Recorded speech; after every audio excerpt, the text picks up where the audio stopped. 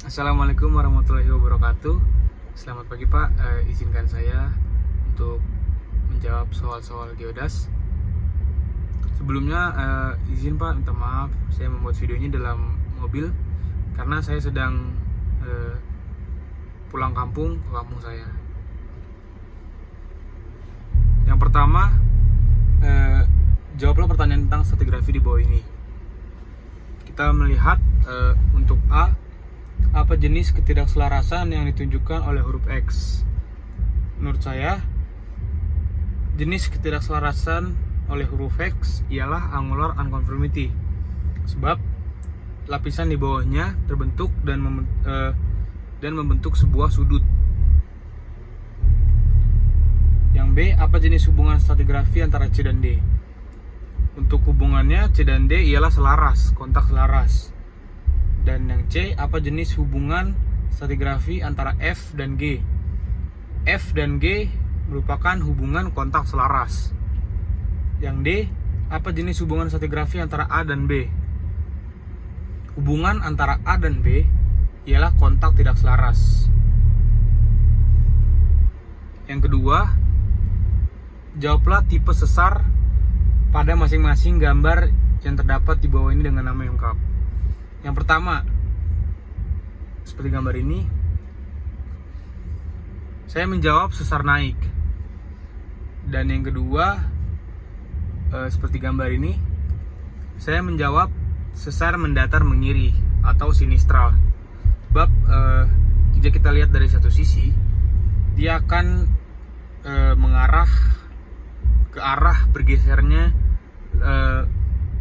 dataran ini. Jadi misalkan kita lihat dari sebelah sini, dia menggeser ke arah kiri, dan kita lihat di satu sisi lain, di sisi lain, dan ia juga mengarah ke arah kiri, maka disebut sesar mendatar mengiri.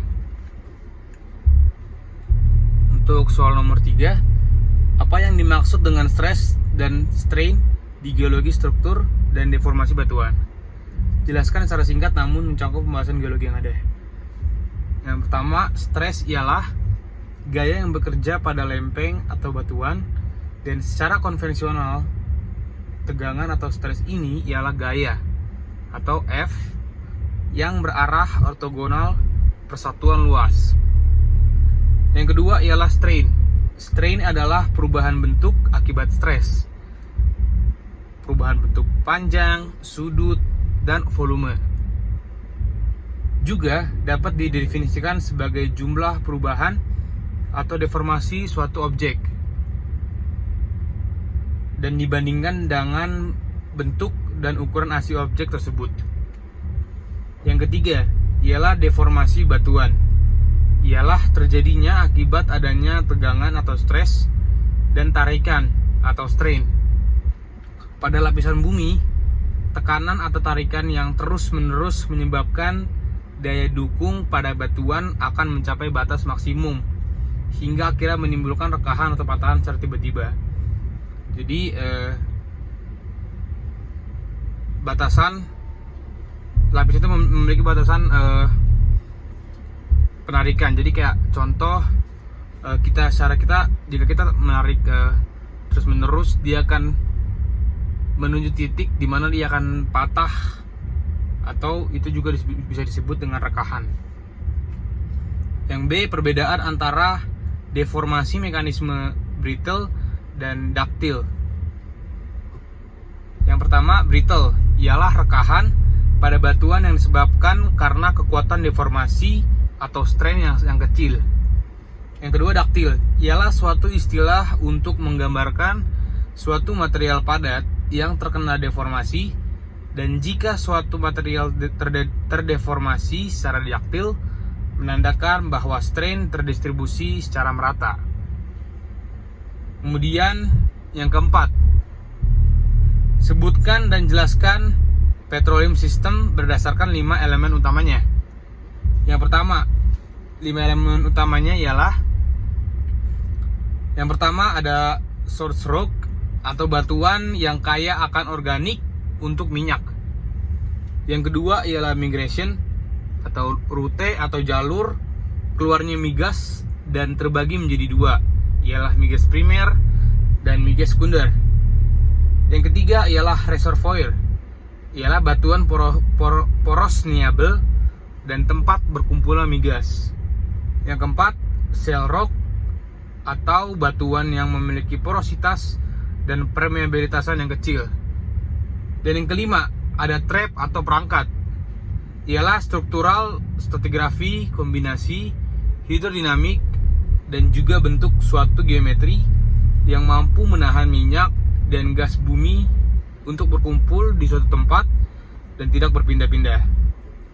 Yang kedua, kemudian apa perbedaan antara resources dan reserves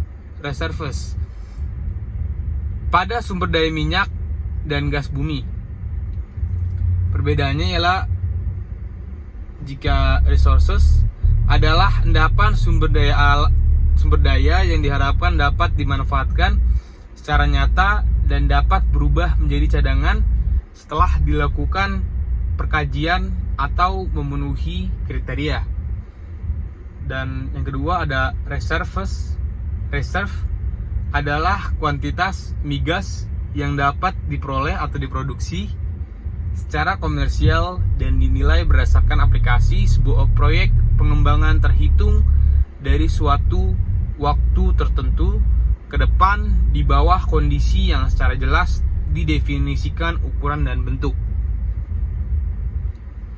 Berikut soal nomor 5. Soal nomor 5, sebutkan dan jelaskan satu saja jenis endapan mineral. Salah satu jenis endapan mineral adalah endapan pegmatit. Endapan pegmatit ini terbentuk dari larutan sisa krisalisasi yang memiliki kandungan silikat rendah dan kandungan air serta volatil yang cukup tinggi, yang mana dapat menyebabkan viskositas dan titik beku mineral turun, lalu membentuk pegmatit. Dan ciri-ciri dari endapan pegmatit ini ialah adanya butir-butiran yang berukuran besar berupa kuarsa dan dapat ditemukan pada intrusi plutonik berupa dike atau urat pada batas batolit dengan komposisi granalitik. Dan contohnya ialah mineral beryllium dan lithium di Black Hills, South Dakota. Kemudian soal nomor 6 ialah soal terakhir. Pertanyaannya, sebutkan perbedaan mendasar dari peristiwa alam geologi dan bencana alam geologi. Jika terdapat gempa besar sekali 9,8 MW, gempa Palu tahun 2018 dan sekitar 7,3 MW yang terjadi di tengah hutan dan di mana tidak ada manusia, aset ekonomi maupun dampak sosial yang merugikan. Apakah hal ini dapat disebut dengan bencana alam? Yang pertama, perbedaan antara peristiwa alam geologi dan bencana alam geologi. Jadi, jika peristiwa alam geologi ini peristiwa yang terjadi seperti gempa bumi, gunung meletus, dan lain-lain, tetapi dia tidak merugikan makhluk hidup atau aset ekonomi maupun dampak sosial. Jadi dia tidak memiliki dampak untuk kehidupan atau makhluk hidup, entah manusia dan ke hewan-hewan. Sedangkan bencana alam geologi adalah bencana alam yang terjadi seperti gempa bumi, gunung meletus, dan lain-lain juga. Tetapi ini merugikan manusia atau merugikan makhluk hidup, merugikan aset ekonomi dan dampak sosial. Jadi salah satunya bencana alam geologi ini ialah bencana yang terjadi di tempat atau di lingkungan yang terdapat makhluk hidup atau aset ekonomi dan yang lainnya. Untuk dalam kasus ini belum bisa dikatakan sebagai bencana alam, sebab tidak adanya kerugian yang dialami, sebab tidak adanya manusia, aset ekonomi, dan makhluk sosial dan maupun dampak sosial yang merugikan. Dan hal ini termasuk ke dalam peristiwa alam geologi dan bukan bencana alam. Sekian jawaban dari saya. Kurang lebihnya mohon maaf. Terima kasih, Pak.